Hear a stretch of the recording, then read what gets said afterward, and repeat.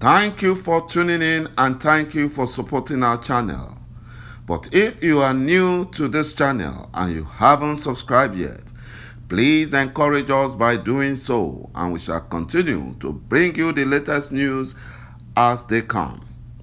And together we shall work with our great leader, Maazị Nnamdi Kanu, IPOB, and Eastern Security Network to make our Biafran dream a reality.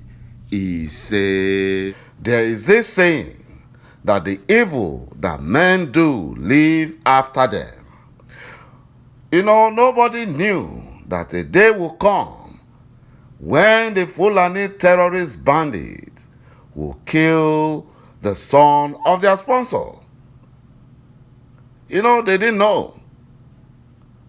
And instead of going after the terrorist bandits, the Fulani governor is trying to sweep it under the carpet in order to save the name of Fulani terrorists. They are now claiming that the son of the Fulani terrorist bandit sponsor, his killers, are not Fulani bandits, but an attempted assassination. If it were Biafran leaders, they would have been going after IPOB.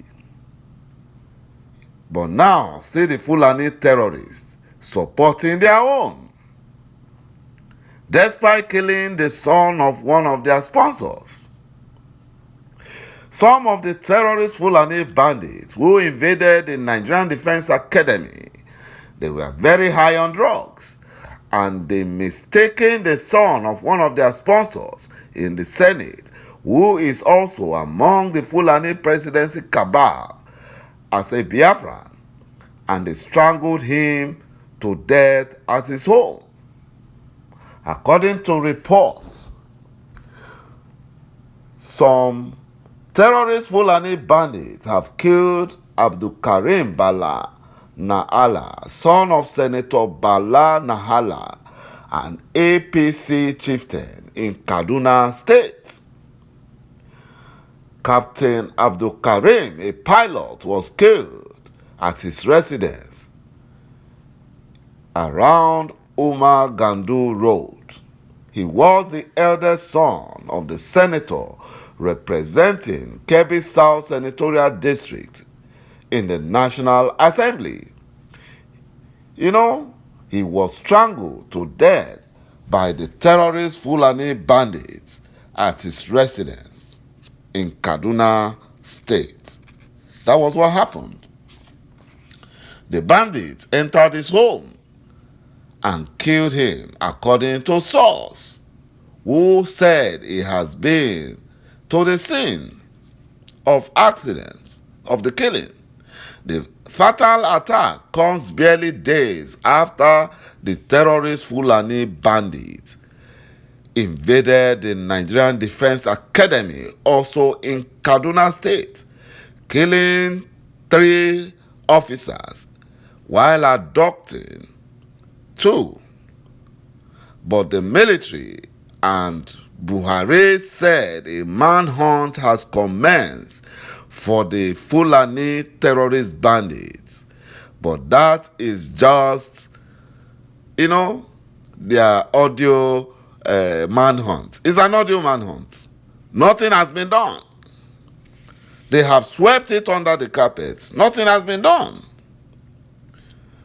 Plateau State APC Fulani slave governor Simon Lalong cries that Buhari's support for terrorism has made Plateau indigents to come after him because of his full support for the Fulani Janjaweed, and now they don't trust Fulani anymore, and Buhari and APC are fighting so hard to make the Plateau indigents to deceive them in supporting him, despite being the one responsible for their killings. Buhari plans to impose state of emergency in Benue State in order to have his way so that he can impose a terrorist Fulani administrator and set up the Ruga settlement for the terrorist foreign Fulanis with forcefully taking indigenous land. The terrorist Fulani Nigerian government, have refused calls to impose emergency in the Fulani North, where terrorist Fulani and Boko Haram and ISWAP are ravaging their land. But he wants to use the same strategy in Biafra land and southern Nigeria. And that was why the Southeast governors are working tirelessly and so hard to stop the Biafran sit-at-home mandate. They want to stop it because of terrorist Buhari. They want to stop it. But they have failed. They have failed because there is nothing the Fulani Janjaweed can do. The former senator, Shehu Sani, has reacted to the death of Captain Abdul Karim Bala Nahala, who was killed at his residence in Kaduna by Fulani terrorist bandits. They killed him. And no one is condemning the Fulani terrorist bandits. No Fulani leaders are condemning them. Rather, they are after IPOB. They are after Biafrans. The Southwest leader said that Buhari has redrawn the map of the zoo called Nigeria and treating Yoruba people, including Biafrans, as though they are conquered slaves. The Yorubas are fighting back. Their leaders are fighting back. But the Southeast leaders are conquered slaves. They also want Biafrans to be conquered slaves like them. God forbid. God forbid. The Yoruba leader said that, and they mentioned the closure of borders in southern part of Nigeria, while the borders in the north were flung open, adding that it was a calculated attempt by the terrorist Fulani Nigerian government to weaken the South economically. But Southeast governors are running and threatening Biafrans because of sit-at-home Monday, claiming that it is affecting and crippling the economy development of the zone of Southeast Biafra.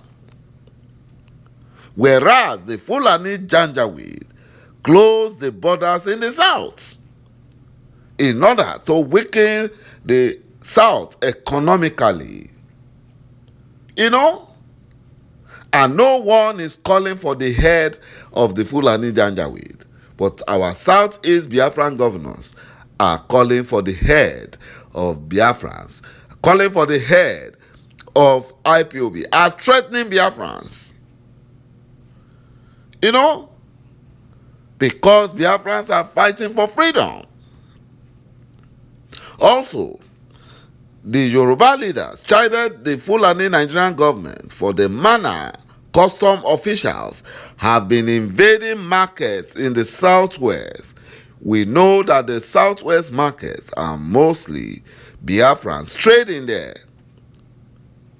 And the Yoruba leaders are querying why they gave exemption to the border closure in the south only to Fulani owners, Dangote and BUA, who are businessmen of Fulani extraction.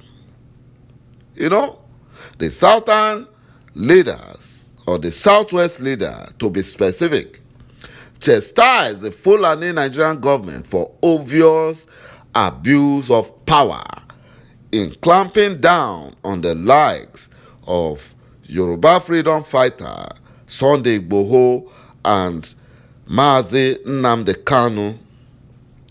They mentioned the ultimatum issued by the Emir of Mumbi in Taraba State to Bororo Fulani, foreign terrorist Fulani, to vacate his emirate, and asked that if that was different from what Sunday Igboho and Mazi Nnamdi Kanu told the murderous Fulani bandits and killer herdsmen, it's not different. If the Emir of Mumbi is asking the terrorist Fulani Bororo from the Sahel to vacate his land, his emirate, that is not different from what Sunday Igboho and Mazi Nnamdi Kanu is also telling the terrorist Fulani Janjaweed. They are telling them to vacate Biafran forests and bushes. They are telling them to vacate the southwest forests and bushes.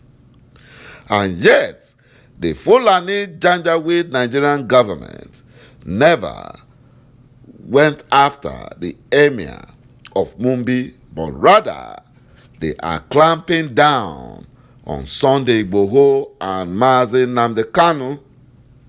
They are clamping down on them.